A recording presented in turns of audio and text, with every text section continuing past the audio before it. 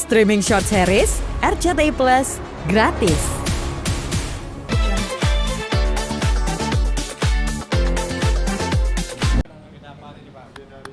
Ya, hari ini saya Mas Ahmad dan tim mendampingi klien saya dan juga ada saksi dari korban yang melihat saat klien saya mendapat penganiayaan ya dalam hal kekerasan dalam rumah tangga, di mana saat ini kan sudah naik penyidikan.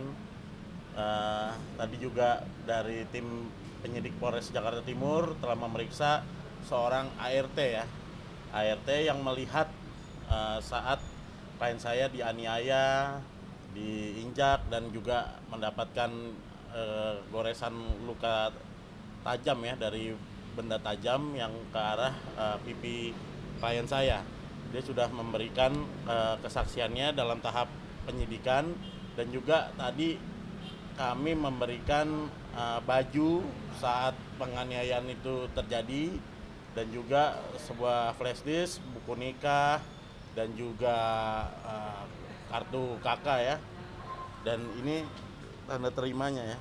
Ini tanda terimanya, tanda terima bukti penyitaan ya. Barang bukti yang telah kami berikan kepada tim penyidik Polres Jakarta Timur. Artinya perbuatan itu dan benda-benda saat kejadian, pakaian memang benar adanya, tidak mengarang-arang, dan ada buktinya semua. Dari bukti rekaman kita sudah melampirkan dalam flash disk, dan baju saat klien saya mendapatkan penganiayaan dalam rumah tangga sudah disita oleh Polres Jakarta Timur, seperti itu. Bajunya ada bercak darah atau bagaimana? Ya, bercak darah ya ada bukti-buktinya lah. Ya nantinya kalau dilanjutkan kan nanti juga akan diberikan ke kejaksaan ya, seperti itu. Status terlapor ya sudah dalam naik penyidikan, artinya unsur pidananya telah ada, tinggal mencari siapa tersangkanya. Dengan saksi-saksi dari korban, tentunya habis ini akan mengarah ke terlapor ya. Terlapor akan dipanggil dalam hal penyidikan ya, seperti itu. Sampai saat ini ada berapa saksi, Pak? Baru saksi baru satu ya. Satu lagi nanti di lain hari mengenai itu ya, orang yang mendapat penganiayaan juga dari tukang bengkel ya, yang juga melihat percekcokan antara pelapor dan terlapor, seperti itu. Itu kejadiannya tepatnya berapa bulan yang lalu, berapa minggu yang lalu? Ya kejadiannya memang di bulan inilah Februari ya. Februari, 28 Februari. Artinya saksi yang diajukan ini benar-benar memiliki kekuatan. Iya, yang melihat, mendengar, dan mengalami juga situasi dalam hal adanya percecokan dan melihat langsung kan. Jadi dia bisa menceritakan bahwa bukti yang kita lampirkan juga tidak mengada-ngada, tidak mengkriminalisasi seseorang, jauh dari kata itu malah. Tadi juga diperiksa ya kurang lebih 25 pertanyaan ya untuk yang kami dampingi, seperti itu. Jadi bisa dibilang ini saksi kunci, Pak? Iya, bisa dibilang saksi kunci yang melihat penganiayaan, dan dia sempat juga menurut pengakuan dari saksi, ya awas ya jangan merekam ya. Terus akhirnya saksi ini juga ketakutan, tapi kita yakinkan bahwa ini tindakan yang benar agar perbuatan tindak pidana ini segera terbukti dan menjadi terang benderang, seperti itu. Buat anggota sendiri benar-benar udah yakin akan membicarakan suami, nantinya mantan suami. Ya yakin lah insya Allah, karena saya mikir gini loh, sekarang aja nggak peduli gimana nanti gitu kan.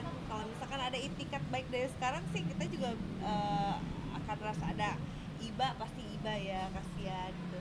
Cuman balik lagi, saya harus mikirin anak-anak dan masa depan anak-anak nanti ke depannya.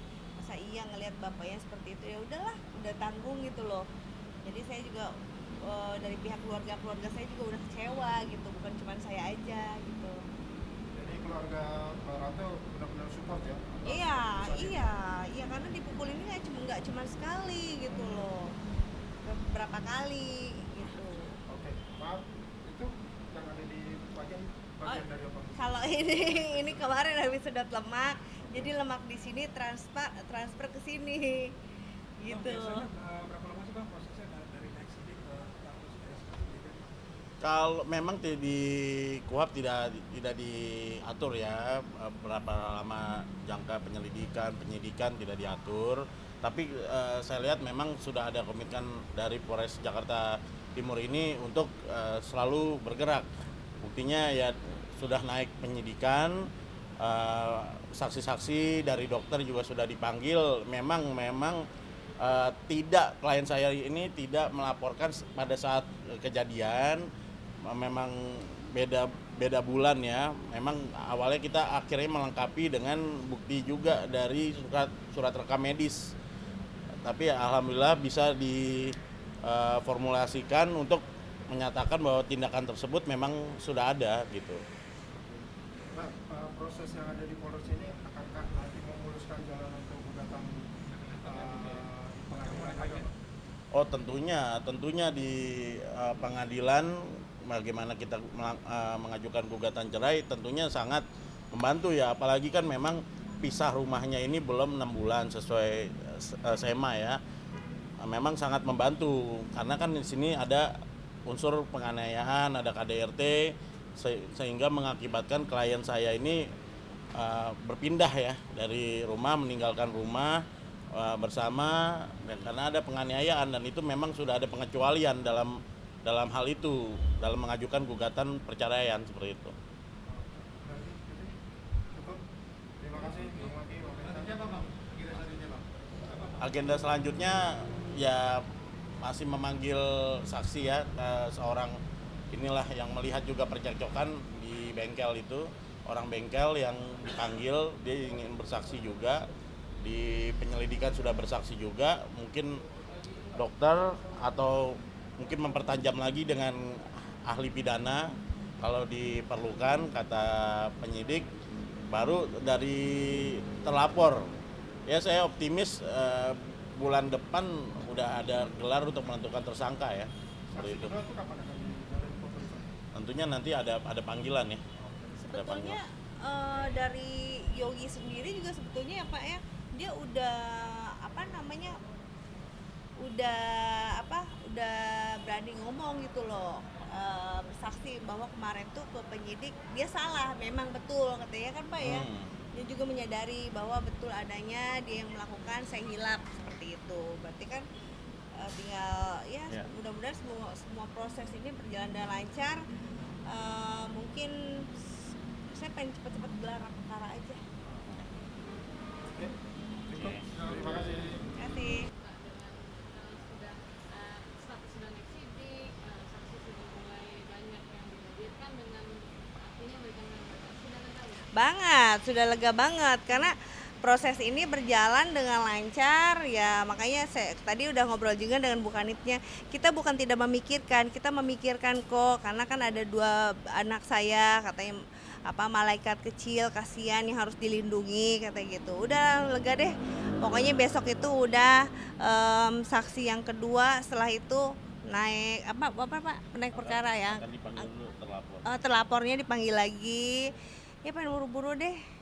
Cepet. Jadi sekarang saya nggak terlalu yang, karena ini sudah berjalan prosesnya, saya juga nggak terlalu yang banyak mikirin terlalu dalam gitu loh Mbak. Proses di sidang perceraian pun juga lancar ya Kak? Lancar. Terus tadi juga sempat minta apa sih buat ke pengadilan, Kanit tadi Bapak Pak Supriyadi, dia bilang katanya minta apa gitu yang buat ke pengadilan. Pengadilan negeri. Pengadilan. Penetapan pengadilan negeri. Iya, surat penetapan. Oh, ya mungkin ya mudah-mudahan sebentar lagi udah masuk P21 mungkin. Saya juga nggak ngerti ya, gelar perkara dulu sih. Perkara sebenarnya atas status tersangka. Iyalah kalau misalkan udah P21 pasti statusnya juga nanti naik ya. Udah tersangka. Kalau nanti di Google juga ada kan Pak? Oh, iya. Wah tuh kan, kalau putusan tersebut, aduh bahayanya itu paling mengkhawatirkan. Bang Maci, Ya. sudah mungkin mendesak penyidik untuk segera ditahan karena kan ini pelaku kriminal. Mungkin Iya kan karena kita melaporkan kan pasal 44 PKDRT ya, di mana kita nggak menyebutkan pasal, biarkan nanti tim penyelidik dan tim penyidik Polres Jakarta Timur yang menentukan pasal. Tapi saya sampaikan bahwa kita mendorong di pasal 44 ayat 2 PKDRT karena klien saya ini juga kehilangan pekerjaan dan tidak langsung melapor ya karena mendapatkan perawatan juga, sempat mendapatkan perawatan di rumah sakit, pengobatan, dan memang saat itu tidak langsung melapor karena saat itu juga kondisinya juga tidak baik dan juga banyak pekerjaan yang di cancel dan harus dirawat dan itu mengacu pada pasal 44 PKDRT karena kehilangan pekerjaan yang akhirnya tidak jadi diambil dan melakukan perawatan. Saya rasa yang tepat itu, tapi kita nggak mau mendahului tim penyidik Polres Jakarta Timur. Kalaupun saya sampaikan ke penyidik, apabila mau diperkuat, silakan kita memakai ahli pidana yang dari Polres Jakarta Timur agar netral ya, ahli pidana biar dia menentukan pasal karena memang klien saya ini saat itu mendapatkan penganiayaan, kehilangan pekerjaan, makanya tidak langsung melapor, bisa dicek kok banyak jadwal yang tercancel. Nah itu mengacu pada pasal 44 ayat 2 Undang-Undang PKDRT yang ancamannya 10 tahun penjara dan denda 30 juta rupiah seperti itu. Kalau penahanan kita kan mengacu di KUHP hukum acara kan memang harus penetapan tersangka dulu dan ini kan belum terlapor, belum dipanggil pada saat penyidikan. Mana kan memang terlapor memang sudah dipanggil saat penyelidikan tapi harus dipanggil lagi di BAP, berita acara pemeriksaan dalam penyidikan, baru saat itu bisa dilakukan gelar perkara dan dipanggil lagi dalam status tersangka. Tapi saya optimis lah Polres Jakarta Timur dapat tegak lurus mengawal kasus ini seperti itu. Ya. Ya, kemarin waktu pas di PA, saya lucu aja nggak dengar, saya pengen ketawa deh. Jadi kemarin tuh nggak datang ya Pak ya, sidang yang pertama saya datang, sidang yang kedua saya datang juga. Dia nggak datang, Yogi nggak datang, sidang pertama Yogi nggak datang, yang kedua pun nggak datang. Bilang alasannya apa ke pengacara? Saya lagi di luar kota nggak bisa datang. Orang saya treko ada di mana? Dia habis makan nasi Padang di Pondok Indah.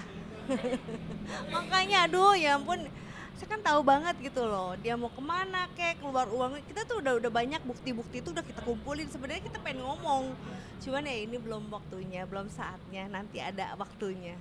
Kita bom. Bukti-bukti ada. Semua bukti bener-bener akurat loh ini, bukan main-main ya. Sudah bisa tersenyum lebar sedikit nih berarti. Iya. Iya. Emosinya ke depan nggak? Oke. Bentar lagi. Oke, siap ya. Sudah bisa tertawa agak lepas. Iya dong. Artinya sudah ada angin segar yang kayak udah ada kemajuan di dalam proses hukum yang kakak berjalan. Udah Mbak, udah banget, udah. Pokoknya saya udah lega, udah sekarang udah bisa tersenyum lebar. Terus juga udah banyak planning yang tadinya tuh planning saya tuh udah mumet aja nih di sini nih, udah nggak bisa berkarya, udah nggak bisa apa-apa, udah nggak bisa kerja. Nah sekarang planning saya udah banyak banget di pikiran saya, wah saya harus begini nih, wah saya harus begitu tuh. Jadi udah nggak mikirin masalah yang hukum lagi karena semua udah alhamdulillah semua berproses berjalan dalam sesuai harapan. Terima kasih Pak Maci. Semua berkat Pak Maci loh. Pak Maci gimana ini gini. Tetap saya push terus Pak Maci. Ya Mbak. Gitu. Sebetulnya sih ada.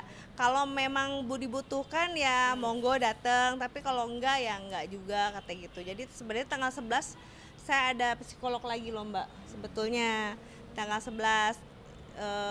Saya kan waktunya juga kan sekarang udah mau main film layar lebar, jadi belum sempet, kayaknya udah full banget jobnya bulan ini. Pak, ini wajah balik lagi sedikit.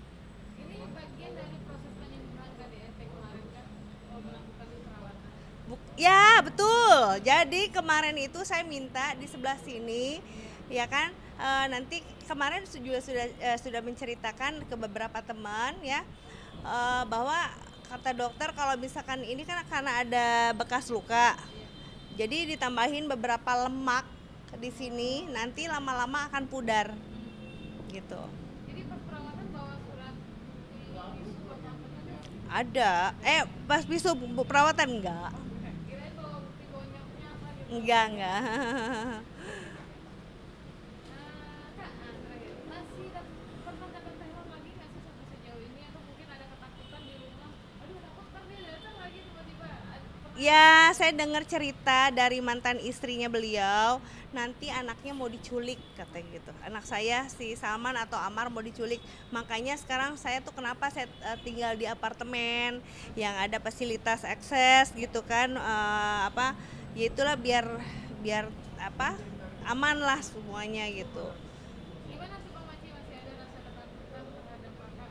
Masih ada peluang untuk bisa menempuh jalur lain, jalur hukum untuk Nah, melindungi? ya tentunya selain langkah-langkah hukum lain, kita kan fokus di pidana yang KDRT, dan juga kita sedang mengajukan gugatan di Pengadilan Agama Jakarta Timur untuk perceraiannya, di mana kan kita juga mengajukan hak asuh anak.